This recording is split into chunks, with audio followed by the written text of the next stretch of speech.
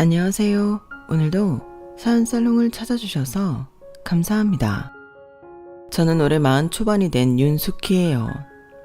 매일 올라오는 사연을 들을 때면 시작이 자연스러운 것 같은데 처음 제 사연을 보내려고 컴퓨터 앞에 앉으니 생각보다 어려운 거네요. 그래서 말인데 서툰 글솜씨로 담담하게 써내려가는 지난 이야기를 끝까지 들어주시고 잘했다는 칭찬과 앞으로도 잘 살 거라는 격려 꼭 부탁드려요.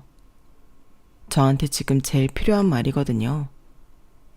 흔히 10년이면 강산이 변한다는 말을 하잖아요. 저는 그 10년 동안 앙상했던 나무에 꽃이 피고 강렬한 햇살이 들어오지다가 서서히 하나둘 낙엽이 떨어지고 다시 앙상해진 숲의 모습에 신경 썼더라고요. 겉에서 볼 땐 알록달록한 옷을 여러 번 갈아입은 게 다인 줄 알았는데 숲 안으로 들어가 보니 가관이었던 거죠. 결혼 생활. 결혼이라는 테두리 그 모습에만 열중했던 게 이유라면 이유일 수 있는데 살기 퍽퍽하다 보니 그게 다인 줄 알았네요. 12년 전 저는 선배의 소개로 만나 6살 연상의 남편을 만나 결혼했어요.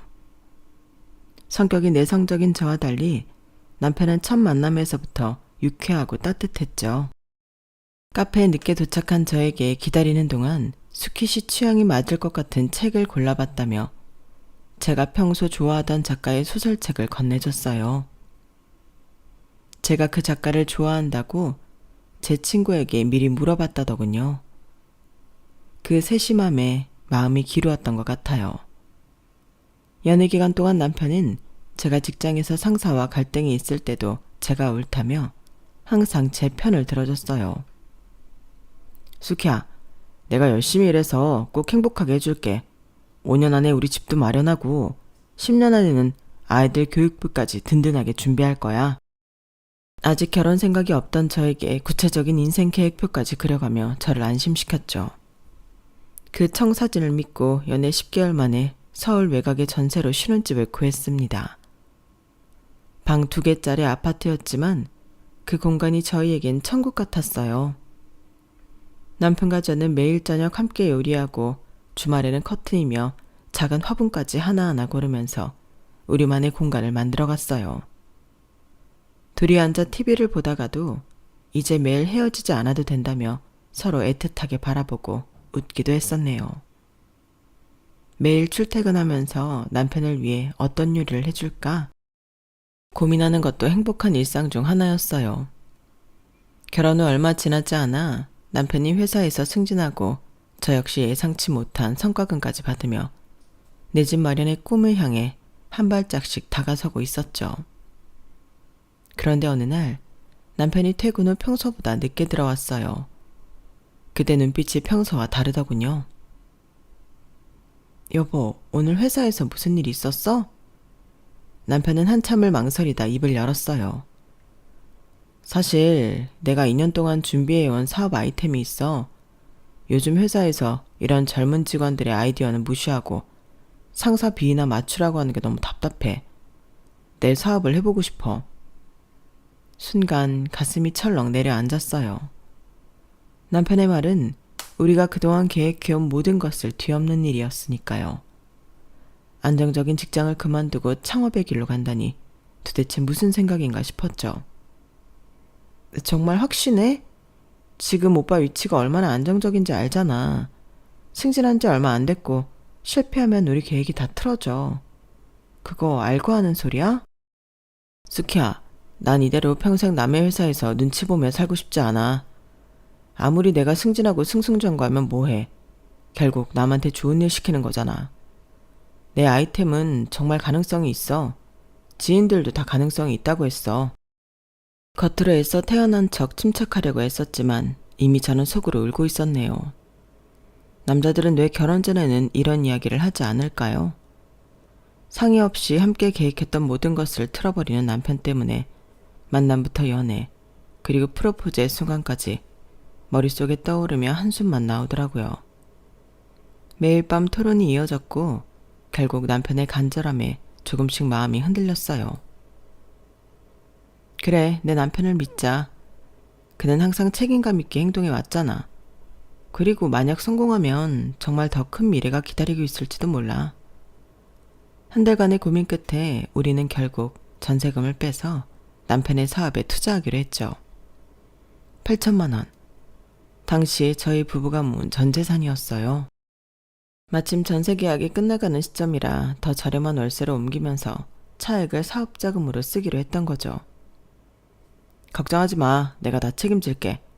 1년만 지나면 우리 집도 장만할 수 있을 거야. 온라인 쇼핑몰은 초기 투자만 잘하면 리스크가 적다니까. 처음엔 순조로운 듯 했어요. 남편은 밤낮 없이 일했고 저도 직장 생활을 하면서 주말에는 남편 사업을 도왔죠. 사무실 임대료 아끼려고 집에서 작업했는데 거실은 온통 상품의 샘플과 포장재로 가득했어요. 그래도 남편의 열정 넘치는 모습에 이 정도 불편쯤은 아무것도 아니라며 참았네요. 하지만 2개월이 지나자 문제가 보이기 시작했어요. 생각보다 광고비는 많이 들고 경쟁업체는 너무 많았던 거예요. 드디어 첫 주문이 들어왔어. 그동안 노력이 보상이라도 받는 듯 남편과 함께 두 손을 부여잡고 좋아했는데 긴장감이 풀어져서인지 그날 밤 저는 살짝 두통이 있었어요. 몸살이 올까봐 조심했는데 그게 임신 징후였던 거죠. 매일 긴장 속에 스트레스를 받았는데 그 와중에 천사가 찾아온 거예요. 하지만 현실은 그 기쁨을 만끽하기 어렵더군요. 예상하지 못했던 물류 지연이 고객 불만으로 늘어갔거든요. 배송이 늦는다, 상품이 설명과 다르다는 항의 전화를 받을 때마다 남편의 어깨가 점점 처져가고 있었죠. 여보, 조금만 더 기다려. 초반에는 다 이런 거래. 우리 제품이 입소문만 나면. 심한 입덧으로 고생하면서도 남편을 위해 힘을 내려 했지만 현실은 냉혹했어요. 아무리 노력해도 사업 아이템이 좋았어도 시장 조사를 제대로 안 하고 무턱대고 달려든 결과 무모한 도전이라는 걸 알았을 땐 이미 늦었더라고요. 결국 시작한 지 1년 만에 사업은 실패로 돌아갔고 저희의 전 재산도 사라졌거든요. 그날 밤 남편은 술에 취해 들어왔어요. 그리고는 어떻게든 처자식을 먹여 살릴 생각에 급하게 이력서를 내고 면접을 보고 왔는데 탈락했다고 말했죠. 당신 결혼할 때 이런 남편 원한 게 아니었지? 술이 떡이 될 정도로 마신 것 같았는데 저를 보더니 미안한 듯 무심코 내뱉은 남편의 말에 저는 울음을 참을 수가 없었어요. 두 손으로 얼굴을 가리고 울던 중에도 뱃속의 아이가 걱정돼 억지로 감정을 추스르던 기억이 나네요. 그땐 정말 막막했어요. 집도 잃고 남편은 시리에 빠져있고 갓 태어난 아이까지 있었으니까요. 남편을 원망하고 싶었지만 스스로 무너져가는 모습을 보니 차마 그럴 수도 없더라고요. 내가 더 강해져야겠다는 생각뿐이었어요. 결국 저희는 시댁으로 들어가게 되었네요. 당시 저희 친정은 시골이라 서울까지 직장 다니기가 힘들었거든요. 시어머니는 우리 며느리 고생시켜서 미안하다며 눈물을 흘리셨지만 갓 태어난 아이를 안고 남의 집에 들어가는 기분은 말로 표현할 수 없었어요. 숙희야, 2년만 참자. 내가 다시 일어설 테니 나만 믿고 기다려줘. 남편은 다시 취업 전선에 뛰어들었지만 한번 경력이 단절되니 예전처럼 좋은 회사에 들어가기 쉽지 않더군요. 그는 자존심을 버리고 작은 회사에 입사했고 저도 일하고 싶었지만 몸이 약한 아이 탓에 육아에 전념하게 되었네요. 당연히 월급은 턱없이 적었고 그마저도 계약이 끝나면 몇 달씩 실업 상태가 이어졌죠. 여보, 우리 언제쯤 독립할 수 있을까? 현서도 이제 어린이집 다닐 나이고. 조금만 더 기다려. 지금 진행 중인 프로젝트가 잘 풀리면 보너스도 받을 수 있어. 그럼 전세 보증금 일부라도 마련할 수 있을 거야. 하지만 그 조금만 더가 영원히 이어지는 것 같더군요. 남편의 그 2년이란 약속은 어느새 5년, 8년, 그리고 12년으로 늘어났습니다. 그 사이 둘째도 태어났고 시부모님은 연세가 더 드신 만큼 우리 가족의 거처도 여전히 시댁이었으니까요. 어느덧 시어머니는 집안일에 손 하나 까딱도 안 하셨고 육아와 집안일은 모두 제 차지가 되었죠. 물론 시댁에 들어간 처음부터 그랬던 건 아니었어요. 오히려 시어머니는 첫 몇 달 동안 저를 많이 배려해 주셨던 기억이에요. 아마 결혼해서 잘 살 거라고 생각했는데 아들이 사업을 말아먹었고 가난아기를 안고 들어온 며느리가 불쌍했던 거겠죠. 현서가 울면 먼저 달려가 안아주시고 저보고는 몸조리 잘 하라며 당신이 아기를 보신다고 했던 모습이 아직도 눈에 선하거든요.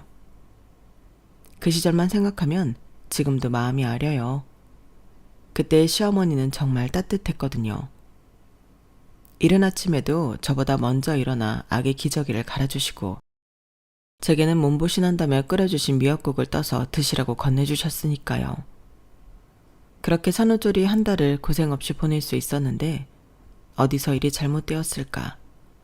다 지난 일이지만 되돌아보면 가슴 시리게 아프고 따뜻한 기억으로 떠오르네요. 어머니, 정말 감사해요. 저 혼자였으면 어떻게 했을지. 제가 진심으로 감사 인사를 드리기라도 하면 시어머니는 손사래를 치며 따뜻하게 웃으셨죠. 무슨 소리야. 네가 낳은 아이가 내 첫 손주인데. 네 자식이기도 하지만 내 손주니 내가 도와주는 게 당연하지. 산후조리 잘못하면 나중에 몸고생 더하니까 쉴 때 쉬렴. 하지만 3개월쯤 지나자 상황이 달라지기 시작하더군요. 처음엔 미묘하게 느껴졌던 변화가 점점 뚜렷해지면서 제 따뜻했던 봄날도 그렇게 서서히 가을을 지나 매서운 찬바람이 부는 겨울로 가고 있었다는 걸 그땐 미처 알지 못했네요. 어느 날 아침 현서가 붙여서 안고 있는데 시어머니가 주방에서 소리치셨어요. 숙희야, 내가 지금 나가봐야 하는데 빨래 좀 개놓으렴. 반일 멜래? 손주 볼래? 그러면 다들 반일 한다는데 내가 그 말이 무슨 말인지 알겠더라. 허리가 어찌 아픈지 몸을 숙이지도 못하겠어. 그땐 그 말이 서운하게 들리지 않았어요. 그만큼 많이 봐주신 덕분에 저도 빠르게 출산 전 컨디션으로 돌아왔거든요.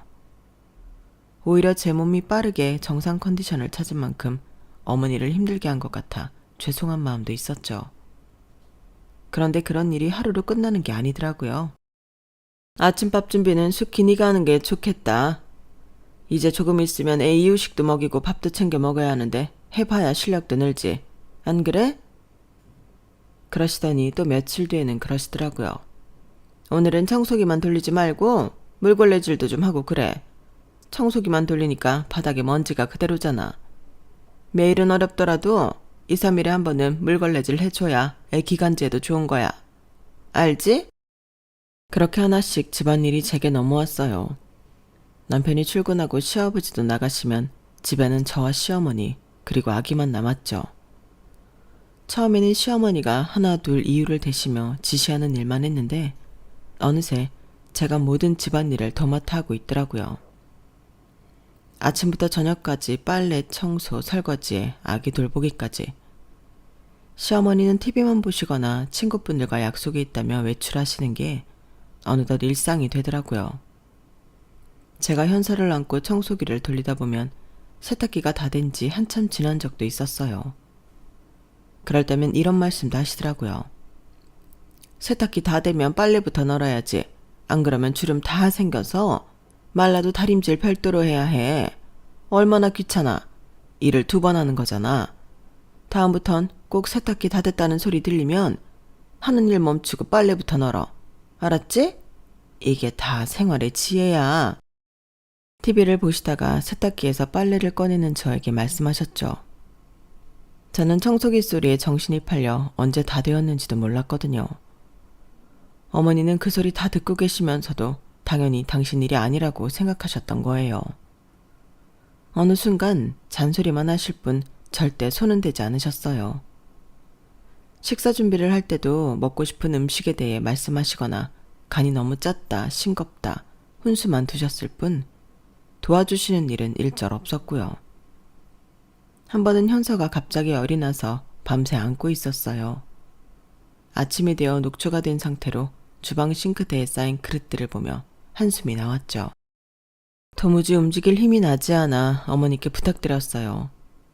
어머니, 제가 어제 현서 밤에 보채느라 잠을 잘 못 잤어요. 도무지 체력이 안 되네요. 청소기도 돌려야 하는데 죄송하지만 설거지만 좀 도와주실 수 있을까요? 시어머니는 TV를 보다가 저를 힐끗 쳐다보시더니 별것 아니라는 투로 말씀하셨죠. 에이, 내가 네 나이 때는 애 셋에 시할머니까지 모시고 살았어. 근데 고작 애 하나에 체력이 안 되는 게 어딨어. 요즘 젊은 사람들은 나약해도 너무나 약해. 그러지 말고 저녁에 현서 재우면 나가서 동네라도 한 바퀴 뛰고 오렴.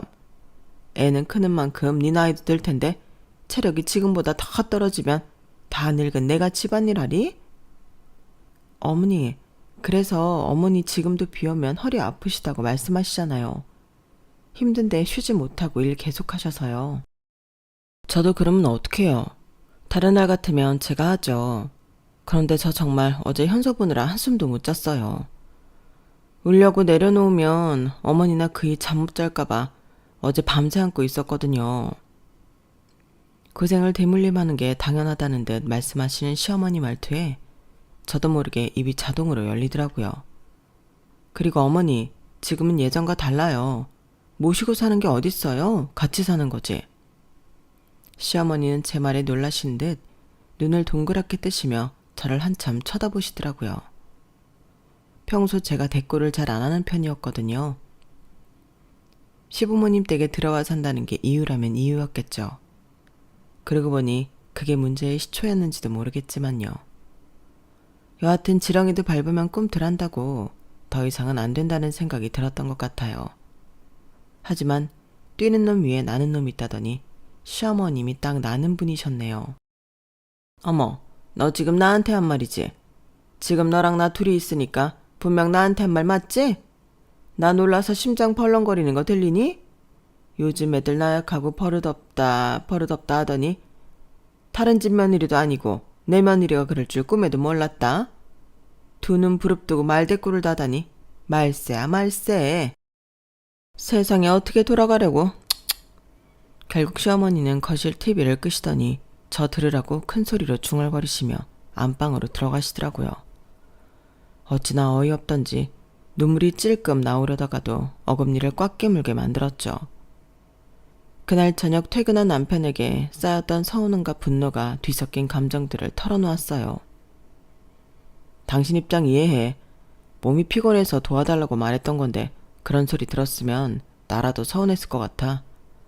그런데 엄마 말처럼 엄마는 그런 세대를 보내셨던 분이니까 당연하다고 생각하셨을 거야. 오히려 당신이 또박또박 맞는 말에서 더 어이없고 괜히 민망하니까 TV 끄고 거실 들어가셨다며. 다음엔 안 그러시겠지. 나도 엄마한테 말 잘해볼게. 미안해. 내가 사업 말아먹지만 않았어도 당신 힘들게 안 하는 건데. 속 시원하게 어머님 욕을 해주는 남편은 아니었지만 중간에서 자기 나름대로 애쓰려는 남편을 보고 있으면 갑자기 또 미안하다는 생각이 들었어요. 남편도 남편 나름대로 아둥바둥 애쓰고 있는데 철없이 제 맡은 일을 안 한다는 느낌이 들었던 거죠. 다 지나고 보면 부질없는 짓이었는데 말이에요. 그러다 보니 시댁에서 시간은 한 해에 두 해 흘러가게 되었고 독립은커녕 첫째가 4살이 되던 해 둘째까지 갖게 되었네요. 혼자는 외로울 것 같아서 하나는 더 낳고 싶었는데 그게 지금은 아니었어요. 하지만 삼신할매는 제 의사와 상관없이 선물을 주셨더라고요. 남편은 소식을 듣고 정말 기뻐했어요. 여보, 고마워. 우리 가족이 또 늘어나다니. 정말 기쁘다. 내가 정말 더 열심히 할게. 이번엔 정말 잘 될 거야. 나만 믿어. 하지만 임신 소식을 전했을 때 시어머니의 첫마디는 지금도 잊혀지지 않네요. 그래, 이번엔 아들이겠지? 내가 말은 안 했지만 우리 집안 대끈기는 줄 알고 내가 얼마나 조마조마했다고. 한 번도 아들을 낳아야 한다고 저에게 말씀 안 하셨기에 정말 놀랐어요. 한편으론 집안일은 다 시키면서 부담은 주기 싫으셨던 걸까 생각하며 의외로 나쁜 분은 아닌가 보다 싶기도 했고요. 그러시더니 그날부터 아들 낳는 음식이라며 온갖 것을 저에게 먹이기 시작하셨어요. 쑥뜸을 뜨면 아들을 낳는다는 미신을 믿고 제게 쑥뜸을 강요하시기도 했죠.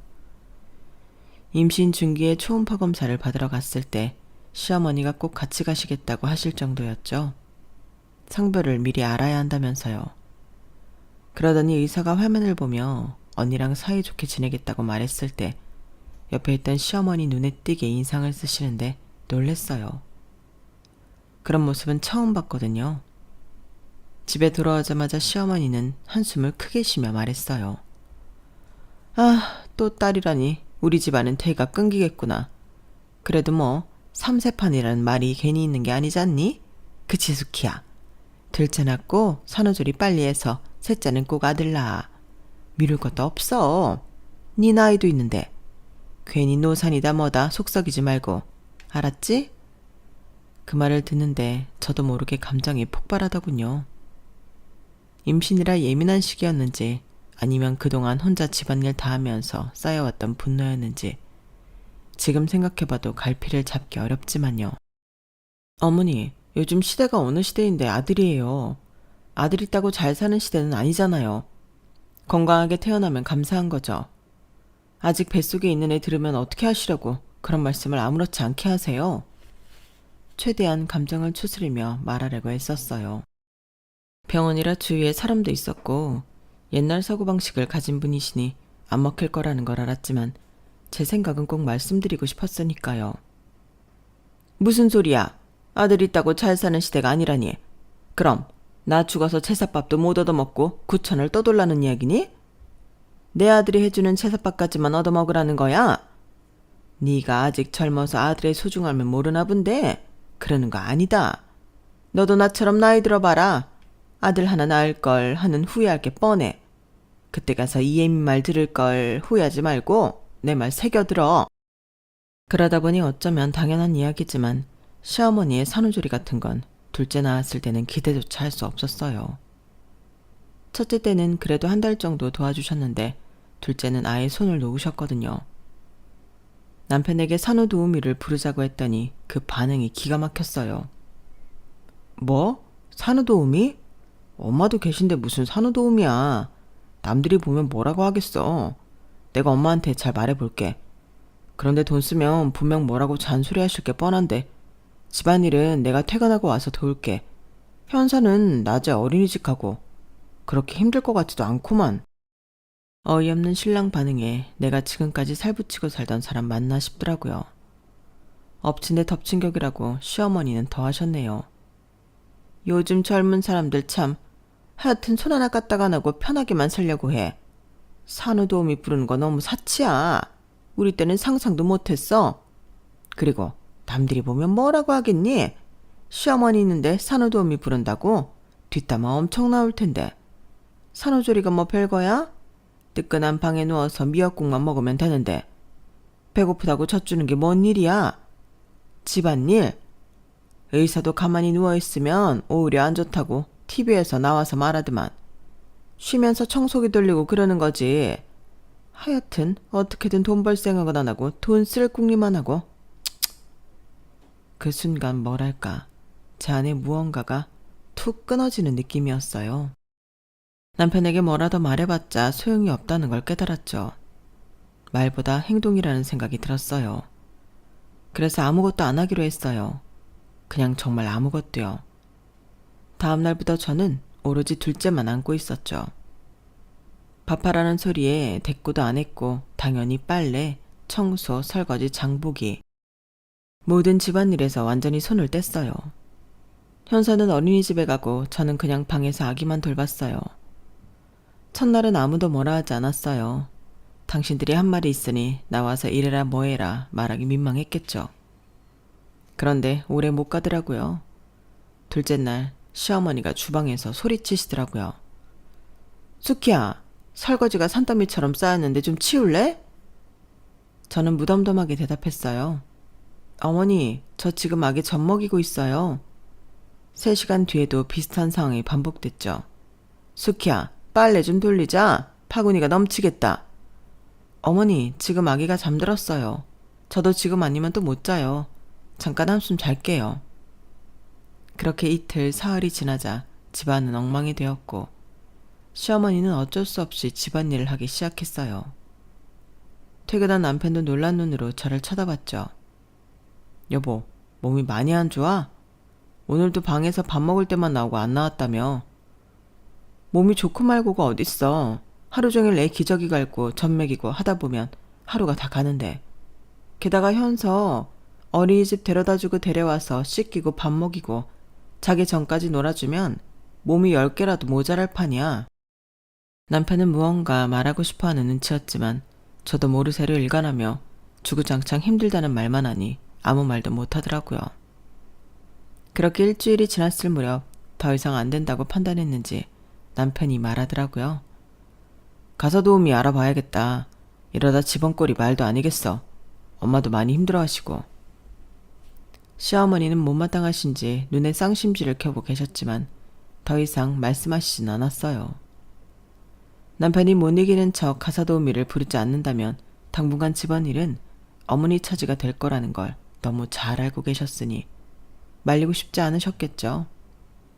돈이 아깝다고 계속 궁시렁대셨지만 그 돈 아끼려고 집안일을 하기 시작하면 앞으로도 해야 할지 모른다는 두려움이 계셨을지도 모르고요.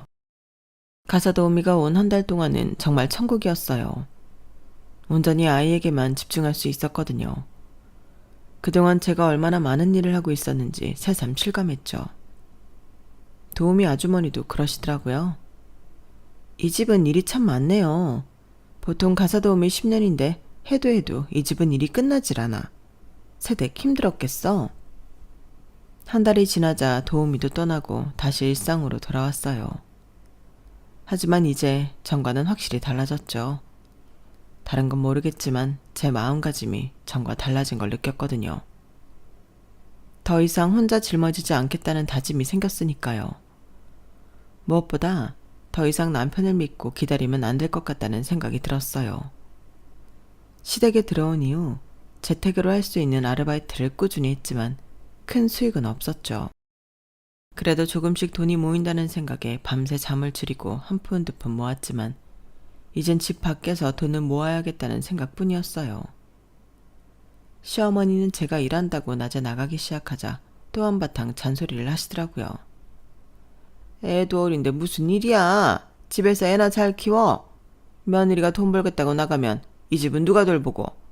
내가 나이가 몇인데 며느리 놔두고 집안일 하라고? 게다가 아들까지 있는데? 나가서 고작 몇 푼 번다고 집안을 이 모양 이 꼴로 만들겠다는 거야? 괜히 고생하지 말고 내가 아침은 간단히 토스트라도 준비할 테니 나머지는 원래 하던 대로 숙히 네가 해. 됐지? 이제 속 시원하지? 시어머니는 인심 쓰듯 말하셨죠. 하지만 저는 꿋꿋하게 밀어붙였어요. 남편에겐 우리들이 돈을 벌면 더 빨리 독립할 수 있다고 설득했고 시어머니에겐 요즘은 맞벌이가 대세라고 제가 벌면 용돈도 더 많이 드릴 수 있다며 어르고 달랬네요. 그렇게 본격적인 일을 시작했지만 경력이 단절되어 제대로 된 직장을 다닐 수는 없었죠. 낮엔 카페에서 알바하고 애들이 자는 밤에는 재택으로 문서 작업을 했어요. 주말에도 쉬지 않고 일했고요. 정말 눈코 뜰 새 없이 바빴지만 이상하게도 마음은 편했어요. 시댁에서 온종일 시어머니 눈치만 보는 것보다 차라리 일하는 게 낫다는 생각이 들었거든요. 물론 애들이 눈에 밟혔지만 언제까지 지금의 고생이 훗날 우리 가족의 행복을 찾아줄 거라는 믿음 하나로 앞만 보고 달리기 시작했네요. 시간이 좀 지났을 무렵 남편이 돈을 벌기 시작했지만 분가는 여전히 먼 나라 이야기더군요. 어느 순간부터 남편이 재산에 관한 이야기를 투명하게 하지 않았거든요. 여보, 우리 얼마나 모았어? 이제 슬슬 독립할 때가 된 것 같은데. 우리가 버는 돈으로 생활비 쓰고 엄마에게도 드리고 애들 교육비 내고 나면 얼마 안 남아. 좀 더 참자. 생활비 명목으로 어머님께 얼마를 드린다며 남편은 점점 더 재정 상태를 숨기기 시작했어요. 그때 깨달았죠. 내가 스스로 살 길을 찾아야 한다고. 그리고 더 악착같이 모으기 시작했어요. 그러다 우연히 남들 다 자는 한밤중에 카페 청소일을 알게 되었는데 생각보다 꽤 많은 돈을 벌 수 있더라고요. 쉬는 날이 없는 만큼 힘들었지만 11시에 나가 새벽 6시에 집에 올 때까지 쉬지 않고 일을 하면 가게 3군데는 고정으로 할 수 있었고 그 돈이 꽤 쏠쏠했어요. 친정엄마는 돈이 되는 건 제 수명을 깎아먹기에 그런 거라며 만류했지만 통장에 쌓여가는 잔고를 보면 위안이 되더라고요. 지금 다시 그때로 돌아가 할 수 있냐고 묻는다면 당연히 못한다고 할 것 같아요. 그런데 그땐 분가라는 목표 하나에 저를 갈아 넣어도 아쉽지 않다고 생각했던 것 같아요. 그만큼 절실했으니까요. 그렇게 어느덧 시계득이 들어온 지 12년의 시간이 흘렀더라고요. 갓 태어났던 첫째는 어느덧 초등학교 졸업을 앞두고 있었죠. 처음 1년엔 재택으로 50만 원도 모으기 힘들었는데 어느 순간 5천만 원, 1억, 눈덩이처럼 불어나더라고요. 종잣돈이 무섭다더니 절실했던 제 마음을 하늘이 알아주셨는지 투자했던 수익도 있었고 월급에서 한 푼도 쓰지 않고 고스란히 모았더니 분가해도 될 만큼 돈이 모였죠. 무려 5억이라는 돈 말이에요. 목표한 돈을 확인했을 때 그 느낌은 솔직히 아이들을 낳았을 때보다 더 짜릿했던 것 같아요. 더 이상 시어머니 눈치를 보지 않아도 된다는 생각, 나도 할 수 있다는 믿음, 세상이 다 내 것이 된 것처럼 기뻤으니까요. 시댁에 들어온 지 12년, 드디어 5억이라는 돈을 모았고 모든 계획이 순조롭게 진행되는 듯 했어요. 이제 남편에게 분가 이야기를 꺼내야 할 시간, 막상 말하려니 가슴이 쿵쾅거리더군요. 왠지 이야기를 개인적으로 꺼내면 또 후일로 미루겠지 싶어서 과감하게 저녁 식사 자리에서 말했어요. 여보, 그리고 어머님, 아버님, 제가 드릴 말씀이 있어요. 저희 이제 분가하려고 해요. 갑작스러운 제 말에 남편은 젓가락을 떨어뜨렸고 시어머니는 눈을 동그랗게 뜨셨어요. 뭐? 분가? 무슨 돈으로? 우리가 돈이 어디 있다고 그래. 그래, 당신 마음 알았어. 이따 얘기해. 이따 언제? 그게 벌써 12년이야. 그동안 내가 번 돈으로 전세자금 모았어. 이제 분가할 때 됐어. 시어머니는 숟가락을 내려놓으며 한숨을 깊게 내쉬었어요. 무슨 분가야? 이제 서로 좀 익숙해져서 샬만한데. 뜬금없이 무슨 소리야? 절대 안 돼. 시아버지도 눈살을 찌푸리셨죠. 한 집에 있으니 손주들 얼굴 매일 볼 수 있어 좋은데 가려거든 멀리 가지는 마라. 이 동네에서 살아라. 시어머니는 마치 못 들은 척하며 말을 이어가셨어요. 가긴 어딜 가? 못 들은 소리로 할게. 또 집안일 때문에 그래?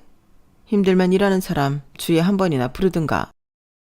잘 살다 며느리가 시댁에서 나간다고 하면 쫓아냈다고 동네 사람들 말 나와. 요즘 일한다고 집안일로 설렁설렁하면서 이러는 거 아니다. 아니나 다를까 어느 누구도 찬성한다는 사람이 없더라고요. 그날 저녁 침대에 누워있는데 남편이 물었어요. 분가하면 어디로 갈 건데? 아직 정확히는 모르겠어. 그냥 우리끼리 나가서 살고 싶어. 12년 동안 남의 집에서 눈치 보며 산 것 같아서. 남편은 한동안 말이 없더니 한숨을 쉬며 말했어요. 알았어. 살고 싶은 동네 있으면 가서 집 봐. 마음에 드는 데 생기면 말해. 그때 같이 가서 볼게. 제 귀를 의심했어요. 아까 다르게 이렇게 쉽게 허락할 줄은 몰랐거든요. 아마도 남편도 분가의 필요성을 느끼고 있었나 봐요. 아니면 제가 진짜 독립할 거라고는 생각하지 않았던 건지도 모르겠고요. 그날부터 열심히 집을 보러 다녔어요. 첫째 아이의 중학교 진학도 고려해야 했기에 학군이 좋은 곳을 중심으로 알아봤죠. 인터넷으로 매물을 검색하고 휴일이면 부동산을 돌아다니며 집을 봤어요.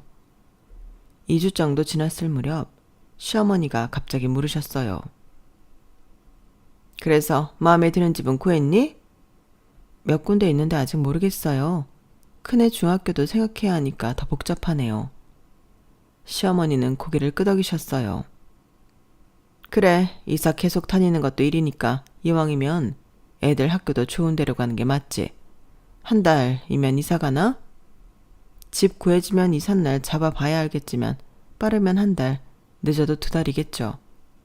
분가 안 된다고 하시더니 허락하시게요? 허락하고 말고 할 게 뭐 있냐? 네가 언제 내 말 들었냐?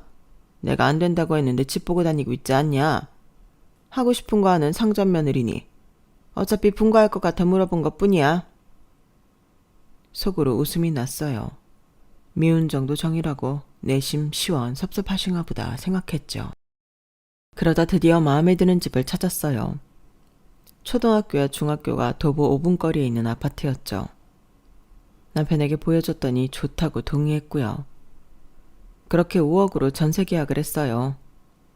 오래된 아파트에 복도식이라 방도 2개고 남들이 보면 별것 아니라고 생각하겠지만 저에겐 어떤 궁전보다 근사하게 느껴졌죠. 계약금을 치르고 나니 마치 구름 위를 걷는 듯한 기분이었고요. 한 달이라는 시간을 어떻게 보냈는지 모르겠어요. 매일 콧노래를 부르며 손꼽아 기다렸는데 시간이 참 더디게 가는 느낌이었거든요. 그렇게 이삿날이 다가왔어요. 휴가 못 내서 미안해. 거래처 들렀다 가야 해서 일정을 맞출 수 없었어. 요즘 이삿짐센터 잘 되어 있으니 어렵지 않을 거야. 수고해. 혼자 이사해야 하는 게 내심 서운했지만 크게 개의치 않았어요. 어차피 제가 추진한 분가였으니까요. 그렇게 저는 마지막 짐을 챙기고 시어머니께 인사를 드리자 의외로 싱글벙글 웃으시더군요. 가서 잘 살아라.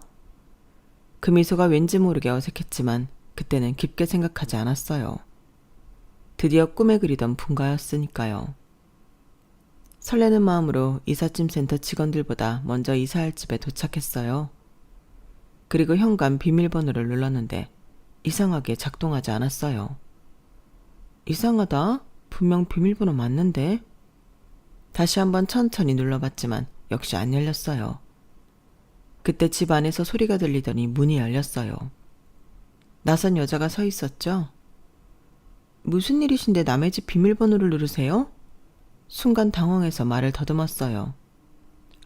아, 저 오늘 새로 이사 오는 사람인데요. 혹시 아직 이사 안 가신 건가요? 무슨 소리예요? 저희가 어제 이사 왔는데요. 네? 그럴 리가 없는데. 여기 맞나요? 센트럴 아파트 315동 1102호. 다 맞아요. 저희 어제 이사 왔다니까요. 무슨 일인지 모르겠지만 경찰에 신고하기 전에 가세요. 당황스러워서 얼른 문을 닫고 나왔어요. 곧바로 남편에게 전화했지만 받지 않았죠. 2번, 3번, 10번. 계속 전화했지만 남편은 끝내 받지 않았어요. 그새 도착한 이삿짐센터 직원들은 어리둥절해하면서 짐을 어디에 내려놓아야 할지 물었어요. 당장 짐을 풀 곳이 없었기에 일단 시댁으로 돌아가자고 했어요. 머릿속이 하얘지며 눈앞이 캄캄했죠. 시댁에 도착했을 때 현관문이 열려 있었어요. 거실이 소란스러웠는데 누가 왔는지 큰 소리로 말이 오가고 사람이 들어왔는데도 모르고 말하더라고요. 거실에 낯선 여자가 앉아 있었어요. 배가 남산만큼 불러 있었죠. 그 옆에는 제 남편이 앉아 있었어요. 시어머니도 함께요. 시어머니는 임신한 여자의 손을 잡으며 웃음을 짓고 계셨죠. 이게 다 인연인가 봐. 우리 집 대가 끊기는 줄 알았는데 이렇게 복덩이가 우리 집에 왔어. 이 얘기 뱃속에 우리 아들씨가 들었다니까. 내가 지금 죽어도 여한이 없네. 어떻게 쫓아내나 걱정했는데 내 며느리가 되려고 그랬나? 지발로 나간다는데 내가 말릴 틈도 없이 이렇게 딱딱 맞아 떨어지다니. 이제 우리 집에 좋은 일만 생기려나 봐. 이제 2억 꽁돈 생겼으니 그걸로 2층 리모델링하고 들어와.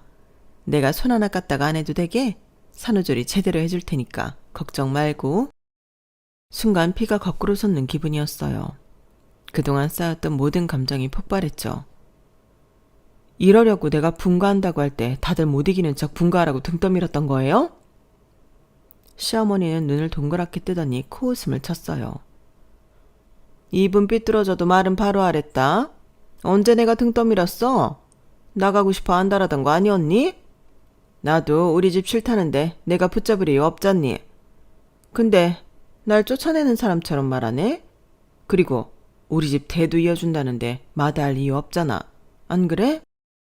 호박이 넝쿨채 굴러 들어왔는데 막말로 네가 이 집 대를 이었니? 시부모 공양을 제대로 했니? 그렇다고 부부 사이가 좋은 것도 아니고. 이 여자 들어앉히려고 지금까지 피같이 모은 내 돈 중도금 2억을 그렇게 날린 거예요? 나 내쫓고 이 집 리모델링해서 살려고? 시어머니도 결국 이 계획에 가담하신 거네요. 말 조심해. 빼돌리긴 뭘 빼돌려. 사실 당신이 번 돈이면 내가 번 돈이나 마찬가지인데 내가 내 돈 찾아 쓰겠다는데 뭐가 잘못됐어? 그런데 순간 예상치 못한 사람들이 거실로 들어왔어요. 경찰이었죠. 그리고 제 변호사님도요. 김철수 씨, 사기 횡령, 문서 위조 혐의로 체포합니다. 이건 무슨 소리야? 그건 경찰서 가서 이야기해. 검찰도 그렇게 생각하는지 어디 한번 보자고. 경찰이 남편을 연행하는 동안 저는 가방에서 서류 한 뭉치를 꺼냈어요. 예전보다 사업이 잘 될 것 같다고 매일 늦게 들어온다더니 사업이 아니라 연애를 하고 있었더라? 그것도 유부남이? 아주 애간장이 녹던데? 눈이 동그래진 시어머니와 당황한 내연녀를 향해 차분히 말했어요. 법원에 이혼 소송과 함께 재산분할 청구했어. 내 명의의 재산은 당연히 다 가져가고 당신 명의의 재산 절반, 그리고 외도와 사기 행각에 대한 위자료 청구까지 하나도 빠짐없이 할 거야. 그리고 어머님, 민법 839조 2에 따라 혼인 중 육아와 가사노동에 대한 기여분도 인정받을 거예요. 12년 동안 무보수로 일한 가사노동자로서의 시간 가치도 계산해서요. 내연녀는 놀란 표정으로 자리에서 일어나려 했어요. 하지만 제가 손을 들어 제지했죠. 그리고 당신에게도 청구할 거야. 그러니까 돈 준비해야 할 거야. 시어머니는 시퍼렇게 변한 얼굴로 소리쳤어요. 이게 다 무슨 소리야? 어디서 헛소리를 짓거려? 어머님, 헛소리 아니고 사실이에요. 그나저나 저한테 줄 돈도 돈이지만 이사 준비 하셔야겠던데요. 이 사람이 사업한다고 몰래 이 집 담보대출 받은 거 알고 계셨어요? 이자가 꽤 밀렸던 것 같던데. 기한 넘기면 경매로 넘어간다는 소리도 있고. 시어머니 얼굴이 하얗게 변하시더니 뒷목을 잡고 그대로 쓰러지셨죠. 내연녀는 상황이 안 됐다고 생각했는지 황급히 일어나 도망치려다 넘어져 배를 부여잡았고요. 남편은 오해가 있는 것 같다고 말했지만 결국 경찰서로 가게 되었고 저는 변호사와 함께 그 자리를 떠났죠. 사실 저는 몇 개월 전부터 모든 것을 눈치채고 있었어요. 남편이 퇴근해서 이것저것 정리하는데 서류 가방에서 웬 초음파 사진이 한 장 나오더라고요. 이게 뭐야? 아, 회사 신입이 출산휴가 미리 쓴다길래 임신을 해야 출산휴가를 쓰는 거라고 말했더니 자기가 임신했다고 가져왔어. 회사에 둔 줄 알았는데 떨어져 가방에 들어갔나 보네. 하여간 요즘 MZ세대 무섭다니까. 그런가 보다 하고 별 의심 없이 그냥 넘어갔는데 며칠 뒤 남편이 넌지시 물어보는 거예요. 당신은 입덧 없지 않았어? 왜? 아니 그냥 TV 보니까 입덧 심해서 밥 못 먹는다는 여자들도 있던데 유난인가 싶어서. 그때 뭐지? 하는 생각이 들었어요. 왜 여자 촉 있잖아요. 애 둘을 임신했을 때도 궁금해하지 않던 입덧. 그걸 이제야 묻는다는 게 아무래도 이상했죠. 남편이 잘 때 차키를 몰래 가져와 블랙박스를 확인했더니 낯선 여자와 함께 차에 타는 모습이 찍혀 있었어요. 차 안에서 히히덕거리는 소리도 녹음되어 있었고요. 어이가 없었지만 바로 행동하지 않고 그때부터 차근차근 이혼 준비를 시작했어요. 변호사를 찾아가 법적 대응책을 마련했죠. 지금까지 살았던 게 억울해서라도 쉽게 이혼 서류에 도장 찍고 싶지 않았거든요. 그렇게 분가 준비를 하고 반격을 생각할 때 남편이 결정적인 순간을 제시하더라고요. 전셋집 계약을 하고 며칠 지나지 않았는데 부동산에서 전화가 왔거든요. 사모님, 왜 이사 안 해요? 아무리 그래도 계약금 5천만 원이 위 집 개 이름도 아니고. 그게 무슨 말이세요? 급하게 돈 쓸 데가 있어서 계약 파기한다며 오늘 남편이 왔다 갔어.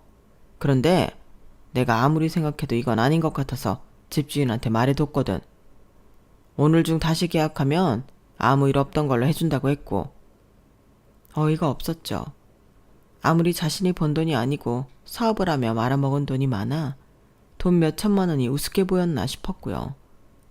그리고 차분히 생각했죠. 그래, 갈 때까지 가보자고요. 그 사실을 알았던 저녁, 남편은 저에게 아무 말도 하지 않았어요. 태연하게 중도금 넣고 이삿날 잔금 넣으면 되는 거지? 라고 묻더니 오랜만에 이사하니 가물가물하다며 넌지시 물을 뿐이었죠. 웃긴 건 집주인한테는 제가 바람이나 재산을 빼돌리려 한다며 사정사정해서 중도금을 돌려받았다는 거예요. 사실 남편이 저지른 일은 단순한 부부싸움이 아니라 법적으로 사기와 횡령, 그리고 문서 위조에 해당했어요. 그리고 제 도장과 서명을 위조한 것은 명백한 범죄였죠. 변호사님의 조언대로 경찰에 고소장을 제출했고 확보한 증거를 함께 제출했어요. 남편이 제 명의의 재산을 허락 없이 처분하려 한 행위는 재산상 배임에 해당했기 때문에 경찰이 직접 출동한 것이었죠. 이 모든 건 당연히 증거로 제출되었어요. 일을 크게 만든 건 남편이었던 거죠. 그로부터 6개월 후 모든 것이 달라졌어요. 남편은 사기죄와 횡령, 문서 위조 혐의로 징역 1년 6개월에 집행유예 3년을 선고받았고 재산의 60%를 저에게 넘겨야 했어요. 가사노동과 육아에 대한 기여도를 법원이 인정해준 덕분이었죠. 게다가 외도에 대한 위자료와 양육비까지 지불해야 했고요. 내연녀는 아이를 낳자마자 도망갔다고 해요. 남편 재산이 대부분 없어진 걸 알고는 더 이상 기대할 게 없다고 판단했나 봐요. 아이는 시어머니가 키우게 되었죠. 시어머니는 남편이 몰래 담보대출을 받은 집이 결국 경매로 넘어가 자리에 나앉게 되었어요. 시아버지도 충격으로 쓰러지셨다고 하더군요. 저는 그동안 카페 청소로 쌓은 경험을 살려 클리닝 서비스 회사를 창업했어요. 아직 안정적인 수익을 내려면 몇 달 더 해봐야 알겠지만 내 일을 한다는 자부심에 매일 눈 뜨는 게 즐거워요. 딸들은 더 이상 할머니의 잔소리를 듣지 않아도 되어 행복해했어요. 첫째는 중학교에 입학해 새 친구를 사귀었고 둘째는 초등학교에서 잘 적응하고 있었죠.